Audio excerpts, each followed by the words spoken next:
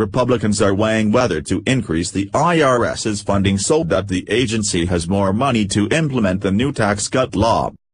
GOP lawmakers were highly critical of the agency during the Obama administration, but now want to make sure that their signature legislative achievement is carried out effectively. Treasury Secretary Steven Mnuchin said Friday that the administration is talking to Congress about providing the IRS with more money for implementation purposes. And GOP lawmakers have expressed an openness to a funding increase. Advertisement but a budget increase isn't a done deal, with Republican lawmakers also wondering if the IRS could better use the resources it already has.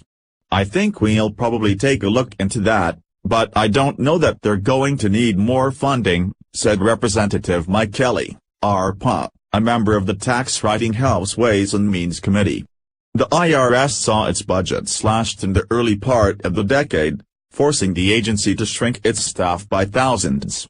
The agency saw a slight increase in funding in fiscal 2016 and had its funding level kept flat as fiscal 2017. But its overall budget is still less than it was in 2008.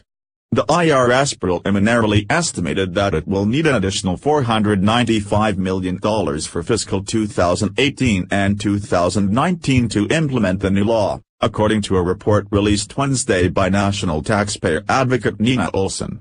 This money would be needed for actions such as updating forms, answering taxpayer calls and issuing new guidance. While Olson said that there is work the IRS can do to improve taxpayer service that doesn't require more funds, she also said there is no doubt that the agency needs a funding increase. The Trump administration's budget proposal last year cut the IRS's budget for fiscal 2018 by $239 million. But Mnuchin is now discussing more funds with lawmakers, and says he thinks the agency will make new hires to carry out the law. "We would expect that we would hire a significant number of people to help with the implementation," he said Friday at an event hosted by the Economic Club of Washington. On Capitol Hill, Republicans have made the IRS one of top targets for their anger in recent years, particularly after a 2013 Inspector General report found that the agency had subjected conservative groups' applications for tax-exempt status to extra scrutiny and delays. Members of the hardline House Freedom Caucus pushed for former IRS Commissioner John Koskinen to be impeached, accusing him of impeding congressional investigations into the targeting scandal. Besides the complaints about the scrutiny of conservative groups, Republicans have also blasted the IRS over taxpayer service and cybersecurity issues. But Koskinen's term ended in November, and Republicans feel like they can work with Acting Commissioner David Cotter, who is also Trump's Assistant Secretary for Tax Policy at the Treasury Department. It's also to Republicans' benefit to see the new tax law implemented with as few hiccups as possible. The measure was one of the GOP's top priorities and passed without any votes from Democrats.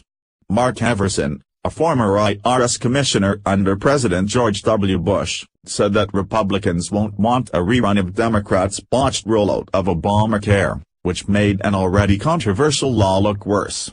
If the IRS is unable to implement the new law effectively because of a lack of resources, the Congress will look bad, said Everson, who now serves as vice chairman of Alliant Group.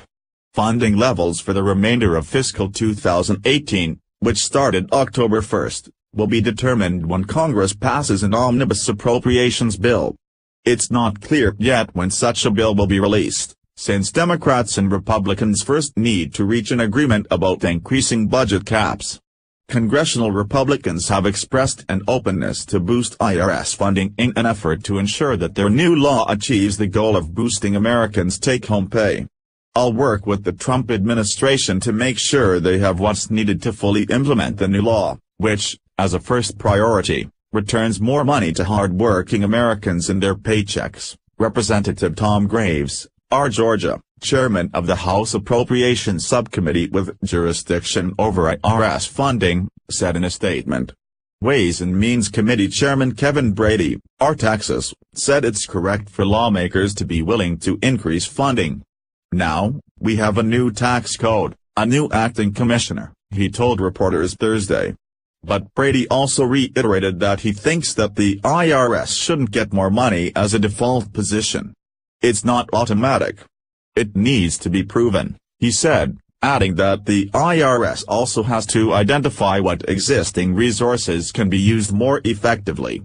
A spokesperson for Senator Shelley Moore Capito, R.W.V., the chairwoman of the relevant Senate Appropriations Subcommittee, said in a statement that the senators' focus will be on how the IRS is using the resources they have and determining whether they have the capabilities to implement the law in a way that protects taxpayers.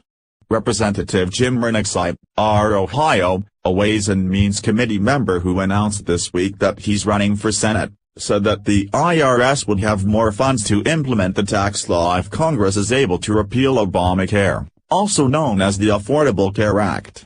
We know that the IRS has shifted a lot of money toward the Affordable Care Act, so hopefully we can move forward on that and there will be more resources for the IRS, he said.